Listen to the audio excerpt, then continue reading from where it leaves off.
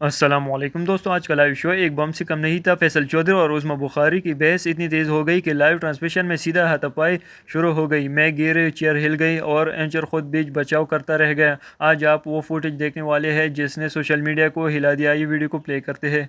खुद कह रहे हैं ऐसे भी हालात नहीं हैं, वैसे भी हालात नहीं हैं, लेकिन उन्होंने वज़ीर आज़म को जो है वो शहबाज शरीफ को जो है वो फ़ारिग भी करा लिया, उन्होंने हमसे कुर्बानी भी मांग ली।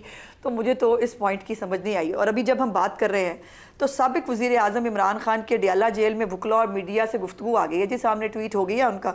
और उस ट्वीट के अंदर भी वो जो अभी कह रहे थे ना, मुझे फैसल चौधरी साहब कह रहे थे दूसरों को बी टीम कहते हैं, कभी दूसरों को कहते हैं कि जी वो ये कहाँ से आए हैं। ये इमरान खान साहब की खुद की जो सियासत है वो तरीके इस्तिक़लाल से जहाँ से शुरू हुई थी, उसके बाद वो किस किस तरह कहाँ किस किस की हौसला हौसला हौसला वो किस किस की टीम से कहाँ होके यहाँ तक पहुँचे हैं। अब उसके अंदर उन्होंने फिर वही बात की है। अभी उन्होंने टाउट्स भी बनाया है लोगों को, उन्होंने जो है वो बूटों के नीचे भी जो है वो कह दिया है लोगों को, और उसके बाद अपने वज़ीर आला को जो है वो उन्होंने धमकी भी दे दी है कि तुमको आईजी भी कबूल नहीं करना और वरना जो है मैं ये कर दूंगा। यही प्रॉब्लम है एक्चुअली। इमरान खान साहब की जो ज़हनी हालत है ना इस वक्त, वो पाकिस्तान के अंदर हर वक्त एक फ़साद की कैफियत चाहते हैं और उनसे बर्दाश्त नहीं होता कि पाकिस्तान के लिए कुछ भी बेहतर हो। अब IMF जो है वो पाकिस्तान को बेल आउट पैकेज दे तब इमरान खान साहब को तकलीफ़ होती है, जो कोई सरमायाकार जो है वो इस मुल्क में आ जाए तब इमरान खान साहब को तकलीफ़ होती है। और हैरत की बात यह है कि जो खुद RTS बिठा के जो जहाज़ों में इंडिपेंडेंस को भर भर के जिन्होंने ला के पंजाब की हुकूमत पिछली दफ़ा हमसे छीनी थी, वो दूसरों को ताना देते हैं। अब फॉर्म 47 का ताना जो है पहले उमर अयूब को तो दे लें। उमर अयूब साहब जो इनके ऑपोजिशन लीडर है ना, वो स्टे लेके बैठे हैं अपने फॉर्म 45 और 47 की स्टोरी के ऊपर, और वो फॉर्म 47 जो है वो लेके नहीं आते। ये ठीक है जी, मुतालबे करने का उनको शौक है। अभी इन्होंने कहा फैसल चौधरी साहब ने कि जी हमारे मुज़ाकरात जो हैं वो हुकूमत से ख़त्म नहीं हुए, अपोजिशन से चल रहे हैं। तो जिनको ख़त लिख रहे हैं वो हुकूमत में या अपोजिशन में, उनको किस चीज़ में ख़त लिख रहे हैं? एक तरफ आप उनको मुर्दे इल्ज़ाम ठहरा रहे हैं कि आपके खिलाफ 9 मई का फॉल्स फ्लैग हुआ है, आपके खिलाफ साजिश हुई है, आपको जो है वो 26 को भी आपके साथ ज्यादती हुई है। दूसरी तरफ उनको खत लिख के कहते हैं कि हम जो है वो हम आपके लिए जो है वो मरे मिटे जा रहे हैं, हमारे साथ बैठ के बात कर ले। और ये बात वो आज से नहीं कर रहे, वो मीडिया से हमेशा हर मुलाकात में कहते हैं मैं तो माफ़ भी करना चाहता हूँ, मैं किसी के खिलाफ कोई इंतकाम भी नहीं लूँगा, मेरा कुछ भी नहीं होगा, बस मेरे से बात कर लो। और जो है वो दूसरी तरफ जो है वो सिपा सलार हो, उसके खिलाफ जो जहर बकते हैं वो ट्वीट्स के ज़रिए, फिर उनके जो फॉलोअर्स हैं वो उसको पिक करते हैं।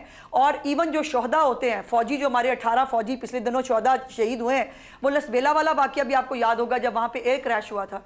वो फ़ौजी जो शहीद होते हैं उनको भी नहीं बख्शते और उनके खिलाफ भी ऐसा मतलब जहर निकाल के। कौन सी फ़ौज के साथ हैं जी आप जो फौज आपके जो है फैज हमीद की शक्ल में आपके साथ, सिर्फ उस फौज के साथ है आप। वॉशिंगटन और वो न्यूयॉर्क की जो सड़कों के ऊपर जो ट्रक चलवाए थे इन्होंने, याद है ना आपको? वो आपने फौज की हिमायत में किए थे, वो आपने सिपा सलार के साथ खड़े होने के लिए किए थे, फौज को मजबूत करने के लिए किए थे, या आपने इदारों को मलाइन करने के लिए किए थे? ये ड्रामेबाजी होती होगी, पहले चलती जाती होगी। अब हर चीज़ का फैक्ट्स जो है ना वो मौजूद होते हैं। और ये मुज़ाकरात अगर इनको करने होंगे तो वो सियासी जमातों के साथ ही करने हैं, और अगर इनको फिर कोई एडवेंचर करने का शौक चराया है तो ये अपनी करके देख लें फिर से एक हिम्मत। फैसल चौधरी साहब, इमरान खान का ट्वीट, इसके ऊपर पहले क्योंकि आप बीबी ने भी कमेंट किया तो आप भी कमेंट कर दें। बीबी तो ट्वीट के ऊपर नजर लगा के बैठी हुई है, मेरा तो यहाँ पे इंटरनेट नहीं चल रहा। खान साहब ने अपना पहले तो चीफ इलेक्शन कमिश्नर से स्टार्ट किया उन्होंने कि उसका वो आर्टिकल 6 के तहत होना चाहिए, तो कर दें उसका फिर। Chief election commission deserves that. Imran Khan साहब ने ये वैसे बाय द वे उन्होंने कहा कि मेरे से 2 गलतियां हुई हैं, एक तो थिन मेजॉरिटी के साथ गवर्नमेंट लेना, दूसरा बाजवा को एक्सटेंशन देना। लेकिन मियाँ साहब ने कभी इतनी ज़र्फ का मुजाहरा नहीं किया, करवा लें अपना काम करो, हमें मशवरों की बजाय अपनी तरफ फोकस करो, अपनी तरफ फोकस करो, हमें मशवरे मत दो। हमारे मशवरे आप सुने तो आप कामयाब होंगे, आप बुरी तरह नाकाम हो रही हैं। नहीं बिल्कुल इतना फजूल टाइम नहीं है। इमरान खान साहब क्या है बाजी मुतालबे तो बताया ना क्या है, आप वो ट्वीट तो बता दें, मुझे पूरी पढ़ के बता दें। आपके पास इंटरनेट चल रहा, मेरा तो चल नहीं रहा। ये तो आपका काम है। वैसे जिनके ट्वीट्स पे नजर रखी है आपने, ये आपको एम्बैरस होना चाहिए, आपको एम्बैरस होना चाहिए। मैं देख रही थी ना, मैं आपको एम्बैरस होना चाहिए कि आपका लीडर जो कह रहा है आप खुद नहीं सुन रहे और देख रहे, हम आपको बता रहे हैं। कितनी अफसोस की बात है, इतना ये सलूक नहीं करना चाहिए अपने लीडर के साथ। चले मान लिया जेल में है, चले सुनिए, मान लिया आपने गालियां भी दी हैं लोगों को, लेकिन आपने मान लिया गालियां भी दी हैं लोगों को, लेकिन अपने लीडर की बात पे नजर तो रखते हैं ना भाई। बिल्कुल ही फेंक छोड़ा आपने। ऐसे नहीं अच्छा, करते, मैं बुरी बताता हूँ, उन्होंने जो 6 नुकात पेश किए हैं ना, जिसकी बिना पे मुझे पाबंदी लगाई है और आपको उन्होंने बताया नहीं, आप तो घर बताते भी नहीं है वो जो 6 नुकात हैं उनके लेटर के, हाँ, वो मैं बिल्कुल। दोहरा देता हूँ। आपके इलेक्शन रिगिंग, आपकी 26वीं तरमीम, पीका, मुआशी अदम इस्तेहकाम, दहशत गर्दी और तमाम इदारों को पीटीआई को क्रश करने पर लगाया हुआ है। आप जुडिशल कमीशन इतने मासूम होते तो बना देते। जब अगर आप लोगों ने ये जो चीफ इलेक्शन कमिश्नर का मुस्ताफी होने का मुतालबा बाय द वे ये मुतहदा अपोजिशन के एलामिया में भी है, और ये चीज़ जो इलेक्शन कमिश्नर जो आपको जनरल बाजवा जनरल फैज़ ने तोहफे में दिया, और आपने वहाँ पे बैठ के ये आप ही के साथ मौलाना फजल रहमान साहब का सर है ना, जिसमें उन्होंने कहा कि ये सारे बैठे हुए थे, जनरल बाजवा और फैज़ बता रहे थे कि ऐसे ऐसे करना है, ऐसे ऐसे करना है, ठीक है।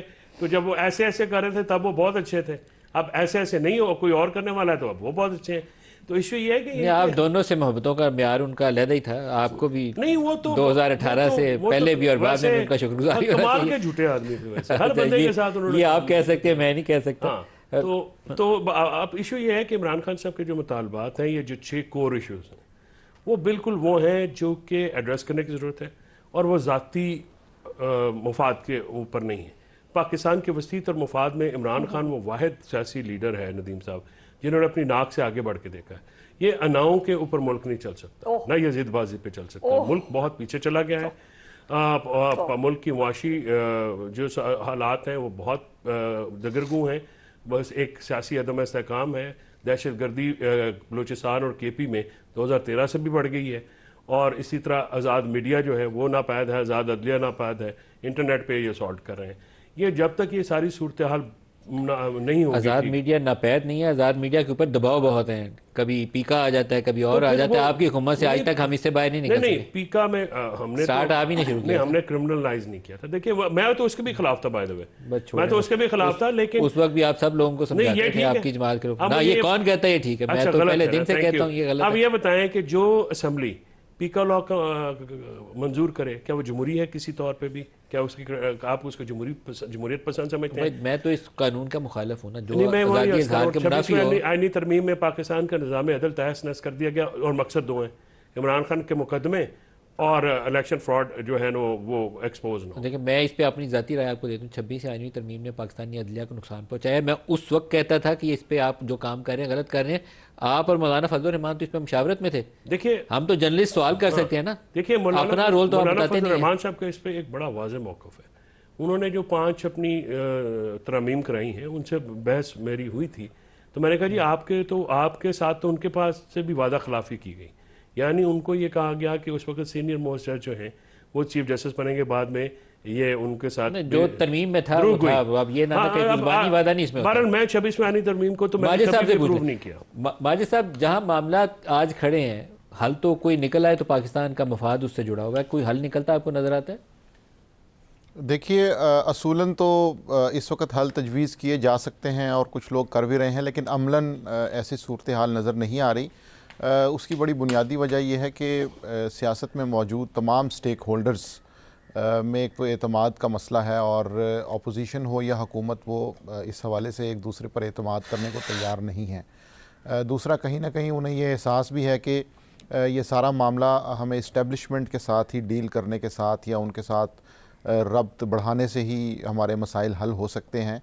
तो जब तक ये दो चीज़ें हमारे साथ मौजूद रहेंगी तो असूली तौर पे तो हम ये बात कर सकेंगे कि जी ये मामलात हल होने चाहिए, लेकिन अमली तौर पे इसकी कोई सूरत नज़र नहीं आएगी। उसकी वजह यह है कि अगर जेल में मौजूद अपोजिशन के जो सबसे बड़े रहनुमा हैं इमरान खान, वो भी आर्मी चीफ़ को ही मुखातिब करेंगे, तो फिर ये पता चल जाएगा कि वो जो एक सिविलियन सुप्रीमेसी की जद्दोजहद है वो शायद एक मफरूज़ा है, या वो सिर्फ अपोजिशन में भी लोगों को उसका ख्याल नहीं होता।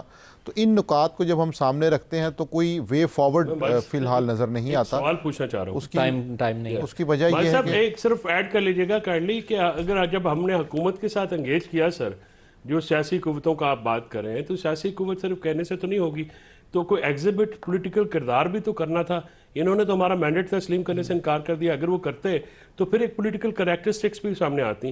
तो इस पे आपका क्या ख्याल है? एक लाइन में माजिद जी, मेरा ख्याल है कि ये जितनी 2-3 साल की बदएतमादी है, एक आध महीने के अंदर ख़त्म होना मुश्किल है। तो इसलिए अगर मुज़ाकरात भी चलने हैं तो उन्हें मेरा ख्याल है 2 से 3 महीने या 4 महीने दरकार होंगे, जिसके अंदर को पॉजिटिव डेवलपमेंट एक लाइन में अज़मा बीबी आप भी क्लोजिंग रिमार्क्स दे दें, वन लाइनर प्लीज़।